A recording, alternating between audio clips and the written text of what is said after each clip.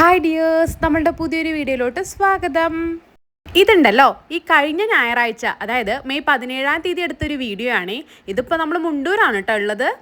വിഷ്ണുവും വ്യോമും ഇന്ന് രാവിലെയാണ് ഒലോക്കോട്ട് ഇങ്ങോട്ട് വന്നത്. ഞാനും ചെറിയാളും ഇവിടെ തന്നെ ഉണ്ടായിരുന്നു കേട്ടോ. ഞങ്ങളെ കൂടാതെ അനിയത്തിയും കുട്ടികളൊക്കെ എത്തിയിട്ടുണ്ട്.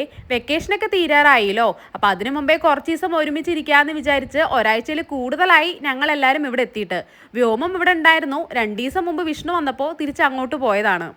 ഇന്നിപ്പോൾ രാവിലെ തന്നെ ഇവരിവിടെ എത്താനുള്ള കാരണം ഉണ്ട് കേട്ടോ. ദാ ഈ കാണുന്നതാണ് നമ്മളുടെ വെഴത്തൻകാവ്. അതായത് നമ്മളുടെ തറവാട്ടമ്പലം, കുടുംബമ്പലം എന്നൊക്കെ പറയില്ലേ, അതുപോലുള്ള ഒരു അമ്പലം. ഇവിടെ എല്ലാ വർഷത്തിലും ഇടവ മാസത്തിലെ ആദ്യത്തെ ഞായറാഴ്ച സ്പെഷ്യൽ പൂജയാണ് കേട്ടോ. എല്ലാ മാസവും, എല്ലാ മലയാള മാസവും ആദ്യത്തെ ഞായറാഴ്ചകളിൽ ഇവിടെ പൂജ ഉണ്ടാവാറുണ്ട്.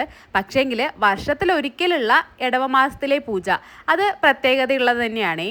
ഇതിപ്പോൾ ഞായറാഴ്ച ആയതുകൊണ്ട് തന്നെ നമ്മുടെ ഒലവക്കോട് കാവൽപ്പാടുള്ള അമ്പലത്തിലും വിഷ്ണുവിനെന്ന കമ്മിറ്റിയും കാര്യങ്ങളൊക്കെ ഉണ്ട്. അപ്പോൾ അത് തുടങ്ങുന്നതിന് മുമ്പേ തന്നെ ഇവിടെ അമ്പലത്തിൽ വന്ന് തൊഴുതിട്ട് പോകാമെന്ന് വിചാരിച്ചിട്ടാണ് ആൾ നേരത്തെ എത്തിയത്. അപ്പോൾ വിഷ്ണുവിൻ്റെ കൂട്ടത്തിൽ ഞങ്ങളും തൊഴാൻ പോയപ്പോൾ എടുത്തതായിരുന്നു നേരത്തെ കണ്ട വീഡിയോ.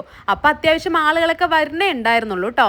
ദാ ഇപ്പം ഈ കാണുന്നത് പൂജാരിയൊക്കെ എത്തിയിട്ട് പൂജ സ്റ്റാർട്ട് ചെയ്ത സമയത്തുള്ളതാണ്. ഇപ്പോൾ ദാ അത്യാവശ്യം ആളുകളൊക്കെ എത്തിയിട്ടുണ്ട്. ഈ വർഷത്തിലൊരിക്കലുള്ള പൂജയ്ക്ക് നമ്മളുടെ ഈ വെഴത്തൻകാവിൽ അല്ലെങ്കിൽ തറവാട്ടിൽ, കുടുംബത്തിൽ എന്നൊക്കെ പറയാം, അതിൽ ഉൾപ്പെട്ടിട്ടുള്ള എല്ലാവരും ഈ ഒരു പൂജയിൽ പങ്കെടുക്കാൻ മാക്സിമം ശ്രമിക്കാറുണ്ട് കേട്ടോ. ഒരു വർഷത്തിന് ശേഷം കാണുന്നവരും ഇക്കൂട്ടത്തിൽ ഉണ്ടാവും കേട്ടോ. അതായത് കഴിഞ്ഞ പൂജയ്ക്ക് കണ്ടിട്ട് പിന്നെ കാണുന്നത് ദാ ഈ പൂജയ്ക്കാണ് എന്ന് പറയണവരും ഇക്കൂട്ടത്തിൽ ഉണ്ടാവാറുണ്ട്. അടുത്തുള്ളവരൊക്കെ ആണെന്നുണ്ടെങ്കിൽ ഇടയ്ക്കൊക്കെ കാണാറുണ്ടെങ്കിലും നമ്മൾ വല്ലപ്പോഴും മാത്രം അല്ലെങ്കിൽ വർഷത്തിൽ ഒരിക്കൽ മാത്രമായിട്ട് കാണുന്നവരും ഇക്കൂട്ടത്തിൽ ഉണ്ടാവും. പ്രത്യേകിച്ച് ഞങ്ങളെ പോലെ കല്യാണം കഴിഞ്ഞ് വേറെ സ്ഥലത്തിലോട്ട് പോയവരും അല്ലെങ്കിൽ ജോലി ആവശ്യത്തിനൊക്കെ ആയിട്ട് പുറത്തു പോയിട്ടിരിക്കുന്നവരും ഒക്കെ ഉണ്ടല്ലോ. അങ്ങനെയുള്ളവരൊക്കെ ഇവിടെ എത്തുന്നത് ദാ ഈ ഒരു ദിവസമാണ്. എത്തുന്നത് എന്ന് പറഞ്ഞാൽ ഒരുമിച്ച് എത്തുന്നത്, ഒരുമിച്ച് എല്ലാവരും കൂടെ കാണാൻ പറ്റുന്നത് ഈ ഒരു ദിവസമാണ്. അപ്പം നമുക്ക് ഒരുമിച്ച് കാണാനും വിശേഷങ്ങളൊക്കെ ഷെയർ ചെയ്യാനും ഒക്കെ സമയം കിട്ടുന്നതും ഈ ഒരു ദിവസം തന്നെയാണ്. നേരത്തെ ആൽമരത്തിന്റെ ചോട്ടിൽ കണ്ടില്ലേ, അതാണ് മുനിയപ്പന്റെ പ്രതിഷ്ഠ കേട്ടോ. പൂജ സ്റ്റാർട്ട് ചെയ്യണത് അവിടുന്നാണ്. അപ്പോൾ ഇവിടെയുള്ള എല്ലാവരും അങ്ങോട്ട് പോയി. അവിടെ നിൽക്കുന്ന സമയത്ത് നല്ല രസമുണ്ടായിരുന്നു. കാരണം ചുറ്റും മരങ്ങളൊക്കെ ആയിട്ട് ചൂടൊട്ടും അറിഞ്ഞിരുന്നില്ല, നല്ല കാറ്റും തണുപ്പൊക്കെ ആയിരുന്നു. പക്ഷേങ്കിൽ ഇവിടെ എത്തിയപ്പോൾ ഭയങ്കര ചൂടായിരുന്നു. അതുകൊണ്ട് തന്നെ നമ്മൾ മുൻപിലുള്ള വീട്ടിലാണ് കുറച്ചധികം പേര് ഇരുന്നത്. കഴിഞ്ഞ വർഷം വരയ്ക്ക് എല്ലാവരും ഈ അമ്പലത്തിന്റെ ചുറ്റുവട്ടത്ത് തന്നെ ഉണ്ടായിരുന്നു കേട്ടോ. കാരണം ഇതിന്റെ ചുറ്റുവശത്തുമായിട്ട് നിറച്ച് മരങ്ങളായിരുന്നു. ഇപ്രാവശ്യമാണ് ഇതിപ്പോൾ കട്ട് ചെയ്ത് പോയപ്പോൾ അവിടെ നിൽക്കാൻ തന്നെ ഭയങ്കര ബുദ്ധിമുട്ടായിരുന്നു. അത്രയും വെയിലായിരുന്നു. അതുകൊണ്ട് തന്നെ പൂജ നടക്കുന്ന സമയത്തൊന്നും ഇതിൻ്റെ അടുത്തോട്ട് വന്നിട്ടുണ്ടായിരുന്നില്ല കേട്ടോ. മോനും കൂടെ എൻ്റെ ഒക്കത്തിരിക്കുന്നുണ്ടല്ലോ. പൂജ കഴിഞ്ഞതിന് ശേഷമാണ്, തിരക്കുമെല്ലാം മാറിയതിന് ശേഷമാണ് വന്ന് തൊഴുതത്. അതുകൊണ്ട് എനിക്ക് അതിൻ്റെ വീഡിയോസ് ഒന്നും അധികം എടുക്കാൻ പറ്റിയിട്ടുണ്ടായിരുന്നില്ല. ഇതൊക്കെ പൂജ കഴിഞ്ഞതിന് ശേഷമുള്ളതാണ് കേട്ടോ. മുനിയപ്പന്റെ പ്രതിഷ്ഠ ഉണ്ടായിരുന്നത് നമ്മളുടെ ഈ അമ്പലത്തിന്റെ 2 വീട് അപ്പുറത്തുള്ള ഒരു വീട്ടിലെ ആൽമരത്തിന്റെ ചോട്ടിലാണ്. ബാക്കി കണ്ടാകർണൻ, അയ്യപ്പൻ, നാഗദൈവങ്ങള്, വിഷ്ണു അങ്ങനെയുള്ള പ്രതിഷ്ഠകളെല്ലാം ഇവിടെ ഒരുമിച്ച് തന്നെയാണ് കേട്ടോ ഉള്ളത്. 2 ഭാഗങ്ങളിലായിട്ട് ഒരുമിച്ച് തന്നെയാണ് ഉള്ളത്. മുൻപ് ഇതും പല ഭാഗങ്ങളിലായിരുന്നു. കുറച്ച് വർഷങ്ങൾ മുൻപ്, ഏകദേശം ഒരു 10-15 വർഷങ്ങൾ മുൻപാണ് ഇങ്ങനെ ഹോമങ്ങളും കാര്യങ്ങളും എല്ലാം ചെയ്ത് പ്രശ്നമൊക്കെ വെച്ച് നോക്കിയിട്ട് ഇതുപോലെ ഒരുമിച്ചാക്കിയത്. പക്ഷേങ്കിൽ മുനിയപ്പന്റെ പ്രതിഷ്ഠ മാത്രം മാറ്റാൻ പറ്റുന്നുണ്ടായിരുന്നില്ല. അത് അവിടെ തന്നെയായിരുന്നു കേട്ടോ.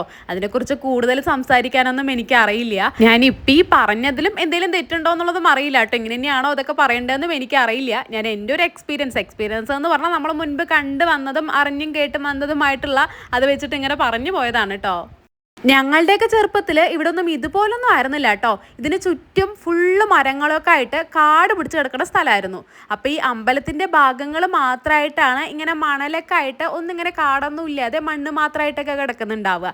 അതും ഇങ്ങനെ പല സ്ഥലങ്ങളിലായിട്ട് ഇങ്ങനെ കുറച്ച് ഒഴിഞ്ഞു കിടക്കുന്ന സ്ഥലങ്ങളായിരിക്കും. ഒഴിഞ്ഞെടുക്കണതെന്ന് പറഞ്ഞാൽ ഒരുപാടൊന്നും അല്ല കേട്ടോ. ഇങ്ങനെ പ്രതിഷ്ഠിച്ചിരിക്കുന്ന കുറച്ച് ഭാഗങ്ങൾ മാത്രമായിട്ട് മണ്ണായിട്ട് കിടക്കുന്നുണ്ടാവും. ബാക്കി കംപ്ലീറ്റ് മരങ്ങളും ചെടികളൊക്കെ ആയിട്ട് ഇങ്ങനെ കാട് പോലെ ആയിരിക്കും. അപ്പോൾ ഈ ഒഴിഞ്ഞു കിടക്കുന്ന സ്ഥലങ്ങളിലൊക്കെ ആയിരുന്നു ഞങ്ങളുടെ കളിസ്ഥലം. ഞങ്ങൾ ചോറും കൂട്ടാൻ വെച്ച് കളിക്കണ അങ്ങനെയൊക്കെ പറഞ്ഞാൽ അറിയോന്നറിയില്ല. ഞങ്ങളുടെ കളി അതൊക്കെയായിരുന്നു. പണ്ട് കാലത്ത് ഫോണും കാര്യങ്ങളൊന്നും ഇല്ലല്ലോ. അപ്പോൾ ഫുൾ ടൈം നമ്മൾ ലീവ് കിട്ടിയാലൊക്കെ ഇങ്ങനെ എന്തേലും കളിയായിരിക്കും. അപ്പം ഞങ്ങളുടെ കൂടുതലായിട്ടുള്ള കളിസ്ഥലം എന്ന് പറയുന്നത് ഇതുപോലെ ഈ അമ്പലത്തിൻ്റെ ചുറ്റുവട്ടത്തായിട്ട് ഇങ്ങനെ ഒഴിഞ്ഞെടുക്കുന്ന സ്ഥലങ്ങളൊക്കെ തന്നെയായിരുന്നു കേട്ടോ.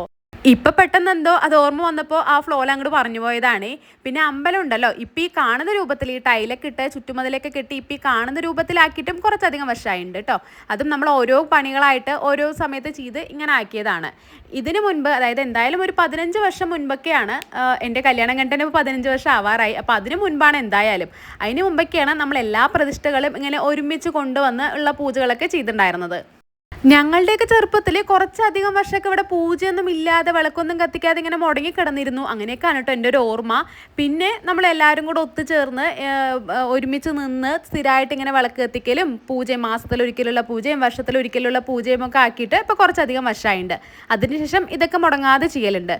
പിന്നെ പണ്ടൊക്കെ കോഴിയറുത്തുള്ള പൂജകളൊക്കെ ഉണ്ടാവില്ലേ, കോഴിയൊക്കെ അറുത്ത് പൂജ ചെയ്ത് പിന്നെ അത് കറി ഉണ്ടാക്കി ഭക്ഷണമൊക്കെ കഴിച്ച് അങ്ങനെ പിരിയണ പോലെയുള്ള പൂജകളായിരുന്നു പണ്ടൊക്കെ ഉണ്ടായിരുന്നത്. പിന്നെ ഇപ്പം കുറച്ചധികം വർഷമായിട്ട് അതൊന്നും ഇല്ലാതെ ഇങ്ങനെ പായസം പോലുള്ള പ്രസാദങ്ങളൊക്കെ ഉണ്ടാക്കി പൂജ ചെയ്ത് അതിനുശേഷം സദ്യ ഉണ്ടാക്കി അന്നദാനം നടത്തി അതുകൂടെ കഴിച്ച് എല്ലാവരും പിരിയണ പോലുള്ള പൂജകൾ ആക്കിയിട്ടും ഇപ്പോൾ കുറച്ചധികം വർഷമായിട്ടുണ്ട്. ഈ വർഷങ്ങളുടെ കണക്കും ദൈവത്തിൻ്റെ കാര്യങ്ങളൊക്കെ ഞാൻ പറഞ്ഞത് എൻ്റെ ഒരു ഓർമ്മ വെച്ച് അല്ലെങ്കിൽ എൻ്റെ ഒരു അറിവ് വെച്ച് പറഞ്ഞ കാര്യങ്ങളാണ്. അതിലെന്തെങ്കിലുമൊക്കെ തെറ്റുകൾ ഉണ്ടാവാട്ടോ. നമ്മളുടെ വിശേഷങ്ങളൊക്കെ ഷെയർ ചെയ്യുന്ന കൂട്ടത്തിൽ ഇതും നമ്മളുടെ ഒരു വലിയ വിശേഷം തന്നെയാണല്ലോ. അപ്പോൾ അതുകൂടെ ഉൾപ്പെടുത്താമെന്ന് വിചാരിച്ചെടുത്തതാണ് ഇന്നത്തെ ഈ വീഡിയോ. അപ്പോൾ ഇന്നത്തെ ഈ വീഡിയോ ഇഷ്ടപ്പെട്ടാൽ ലൈക്ക് ചെയ്യാൻ മറക്കല്ലേ. വീണ്ടും മറ്റൊരു വീഡിയോയിൽ കാണും വരേക്കും ബൈ.